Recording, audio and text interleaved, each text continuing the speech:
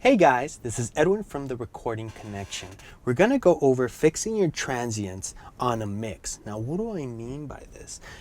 When you have a 2-track, when you have vocal tracks, you want to make sure that before you put in a compressor, before you put in an EQ, there's no transients that are popping up. You want to make sure you fix those before anything.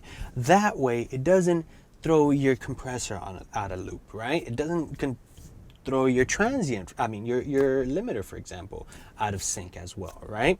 And I'll show you how to do this. So check this out. I have a 2-track here.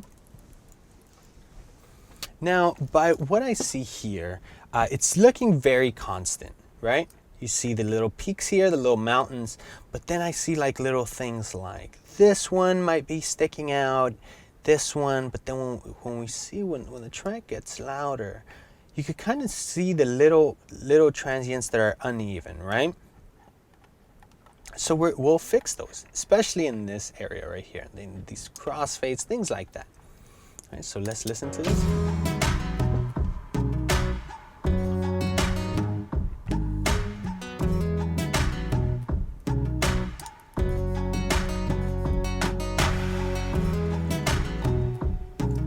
Like for example, when that synth came in, I could see,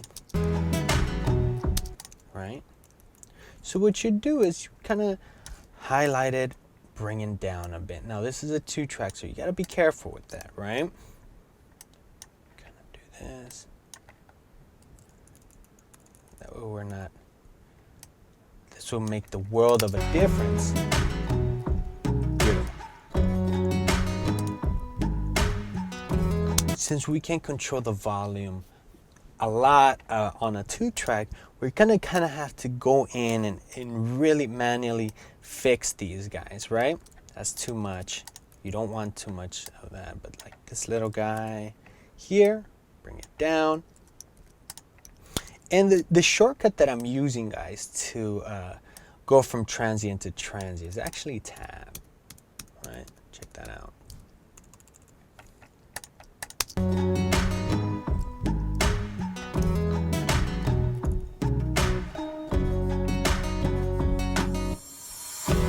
Perfect, that's good. But here, I want to make sure that everything stays constant as best as possible, right? Especially for your compressor. This also helps solve any problems that you're going to see ahead of time, right? It's a lot of work, guys, but it does make the world of a difference. Then we kind of duck this down a little bit.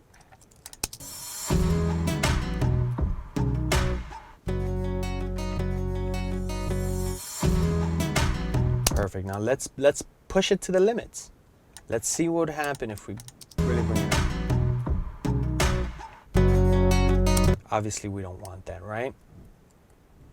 So we bring it down, make sure it matches as best as possible. Perfect. Let me see if we have here this one.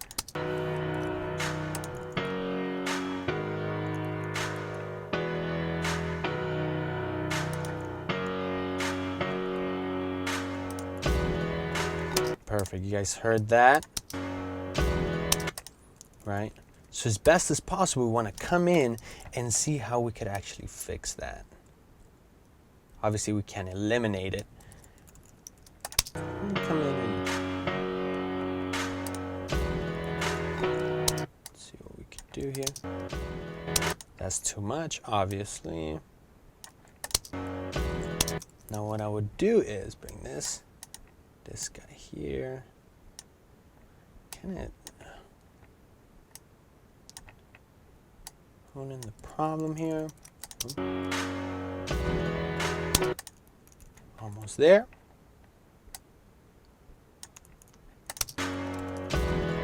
Perfect. Much more manageable in the future. Perfect, as opposed to, right? You get that rattleness. Those little things are going to translate. The more you compress it, the more you bring it out, the more it's going to be audible. Now let's look at the vocal. Vocal is another one that would really, that is actually going to help as well.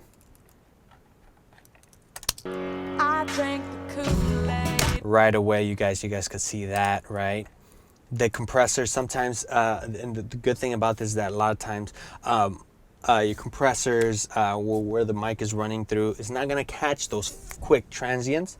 So what you do is you come in here manually, kind of bring it down. I drank the Kool-Aid. I drank. Perfect. Or what you could do as well is do something like this. Right. Crossfade this. I drank. Beautiful. That's beautiful. I drank the Kool-Aid. I believe like. That's another one right here. And this, guys, this is gonna help as well for critical listening. This is really gonna help you listen much more carefully. You're gonna find yourself listening to records and listening to the little kinks, the little things that maybe were missed or maybe were placed there on purpose. But it will help you in the long run. I believe like. Perfect. I believe like. I believe like. Oh. Perfect.